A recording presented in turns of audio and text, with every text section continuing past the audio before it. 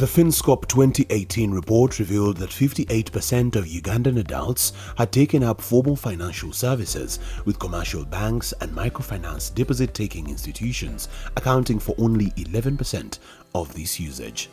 This uptake of formal financial services was greatly driven by mobile money services. The uptake of formal financial services, however, remains low. Thus, low uptake has been attributed to proximity of services to the wider population facilitated by Financial Sector Deepening Uganda, the consultative group to assist the poor, SIGAP, Uganda Bankers Association, and others. Uganda became the first country in Africa to successfully roll out the Shared Agent Banking System, SABS, in 2018. SABS is a shared technology platform that enables an appointed third party to deliver multiple bank services and products to customers away from the traditional banking halls. So if we look back in 2016-2017, the mobile money market in Uganda was reasonably mature. For most people, mobile money agents were and still are the most convenient point of access. It is the first shared agent banking platform on the African continent. So there was a lot of learnings for FSD Uganda as a facilitator itself.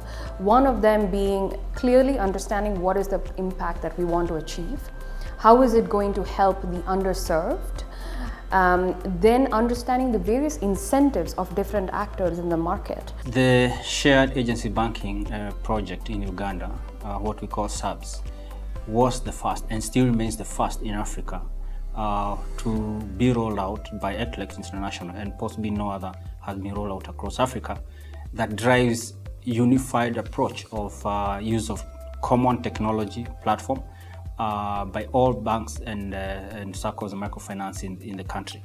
In Uganda precisely, we signed a contract with the Uganda Bankers Association, which is the body umbrella of all the banks, to provide a single platform for agency banking that could be deployed or has been deployed to serve the banked and the underbanked in that country. The shared agent banking system, which was launched in April 2018 with just 2 banks participating, was a combined effort of many sector players, including the Bankers Association, the regulators, and development partners. We had key partners that came in from the onset, from the time the concept was developed in 2017. We had Financial Sector Deepening Uganda, facilitating the training curriculum that was put in place through, again, Microsafe that came in to be able to provide the training facilities. We had ABI Trust that came in especially with the devices to prove the concept to the members. We had GIZ, Financial Sector Deepening Africa, the Nairobi office. Bank of Uganda is a major stakeholder because they participate in facilitating the settlement of these transactions. Majorly, the financial institutions, the central bank, the development partners were the major players from the beginning. The SABS journey has been impressive. Participating banks' numbers have risen from 2 to 18 banks. The number of agents grew from 1,200 to nearly 8,000, and transactions have also grown. Now, as we speak, we're approaching 8,000 agents, and the transaction volumes, we moved from just 51 transactions in 2018 to 2.4 million transactions in 2020. In terms of value, we started with just 2.6 million. We're now talking about 2.5 trillion. Just this year, from January to June, the collections has turned out like 1.2 trillion. Banking branches were largely concentrated in the urban centers, and that meant that we were hardly reaching a significant part of the population, and that constrained banking penetration quite a bit. So the coming of agent banking was highly welcomed. It has been a well-received initiative by our customers, and as we speak now, following the introduction of the agent network, especially through the shared platform, we've seen almost 25% of our transactions going through that platform. We used to have many people in our banking halls. The platform is ready, has already been deployed. It has, as I said, processing 400 to 500,000 transactions. And therefore it is just an issue of scaling, and that can easily be achieved by what I am aware that the Uganda Bankers Association is doing, which is creation of awareness promotion of the product and being able to onboard agents and merchants across the entire market. COVID has been a good lesson for everybody. I mean, it was not anticipated. It caught everybody off guard. I mean, some of the things that people have been forced to do or not do were happening for the first time. What happened with the impact that we had is that we were just starting the journey of onboarding new agents and merchants. And obviously with the government's restrictions and curfews being set up, we were literally almost grounded, because that means that agents could not open shops, as well as our field officers who are recruiting new agents could not go into the field and recruit. I would say that adoption of technology came in handy, that we were now being forced to use the existing and reach out to existing agents digitally. As I said, is opening digital account opening, allow paperless account opening. I think we have seen that happening in Kenya and some other countries like Rwanda, and now Tanzania has taken up. And that would mean that the traditional account opening requirements are actually being reduced, what we call minimum KYC. That opens up another opportunity for those that are not maybe very literate, and use of digital biometrics for authentication instead of passwords are some of the additional ones that we have seen take up in other markets.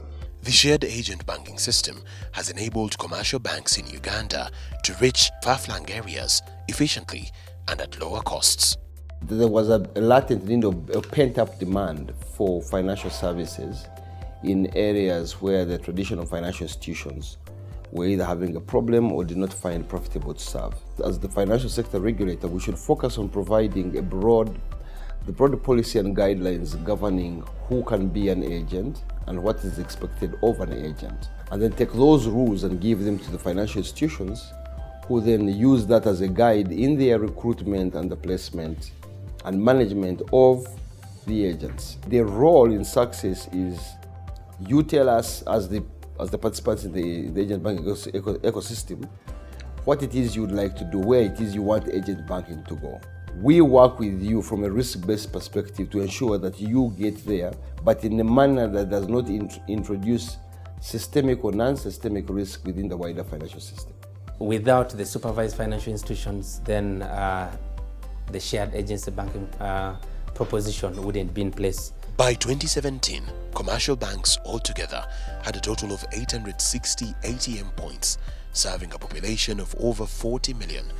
While this was insufficient to cater for all the customers, it did not make business sense to invest in this expensive platform. The Serbs responded to this need. At that point in 2017, there were about 800 plus ATMs and 500 and something bank branches. And in comparison and contrast, there were 70,000 unique mobile money agents in the country.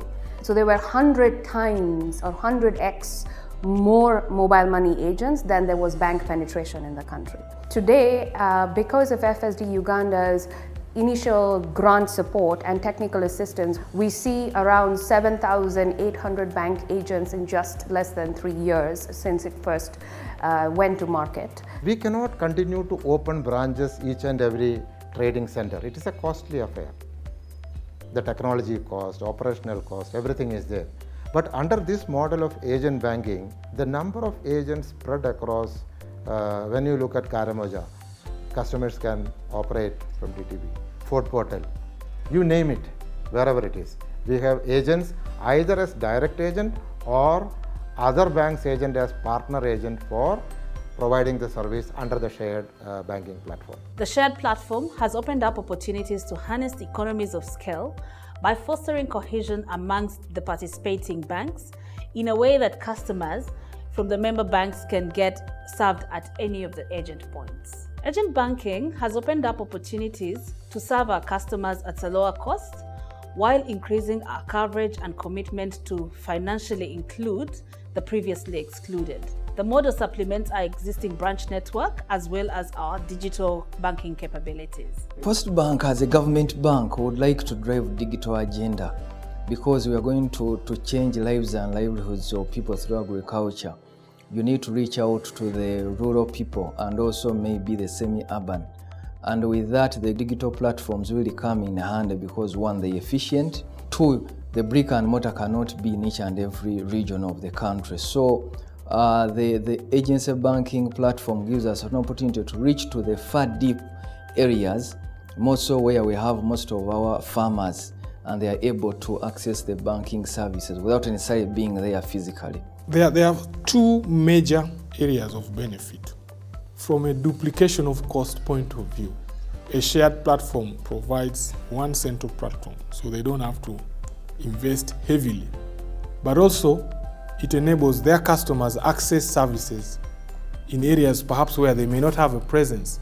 The second one is banking penetration by itself. Service centers were urban-based, and that means the rural people were not being reached and as such not enjoying financial services.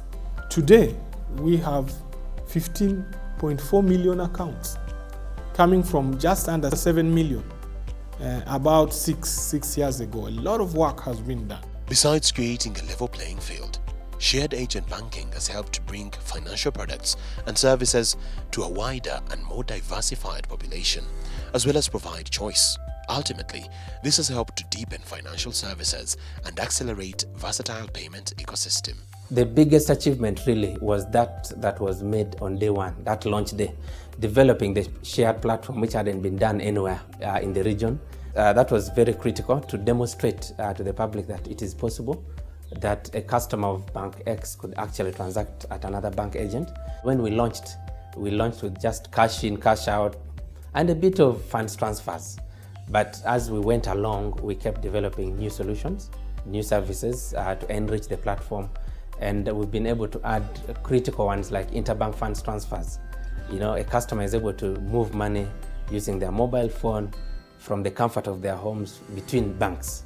The shared agent banking platform had support from several development partners like GIZ and ABI Trust, who saw this as an innovation for the financially underserved and excluded population. In keeping with the mandate of ABI Finance in enhancing agribusiness lending and agribusiness development, we found it strategic to align ourselves with the matter of financial inclusion.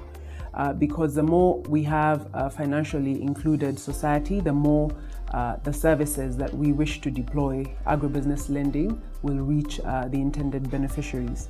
So one key success factor that we're very proud of was a quick adoption. The second key success is enhanced financial inclusion. The third success is improved service delivery, where, as I mentioned, as part of financial inclusion, customers or beneficiaries or borrowers are able to do a little bit more than just deposit making. They're able to take loans. They've been able to access services such as insurance.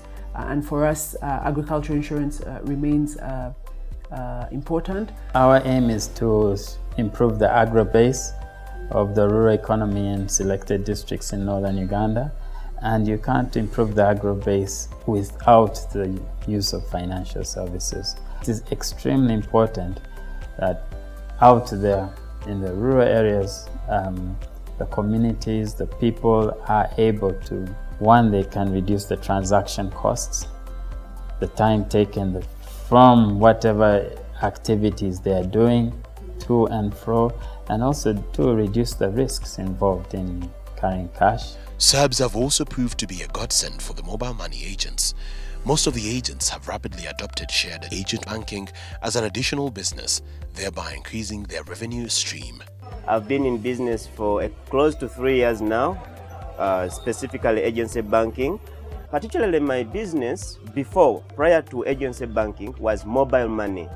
So it is in the interest of bringing this service closer to the people that I had to look around for agency banking. So because of ABC, agency banking, the platform that has enabled banks to share a single platform, you find like it has helped me get so many clients. We established agency banking 2 years ago because it had futuristic ideas in a sense that people used to come and use the clinic. Most of them used to say they can't pay because either the banks are closed or they can't access their money. But now, the money is next door. With a relatively young population and given their affinity to technology and innovation, the potential for shared agency banking in Uganda looks limitless. However, this success has not been without its challenges, with COVID-19 pandemic that led to a lockdown and slowing down of the economy hitting hard.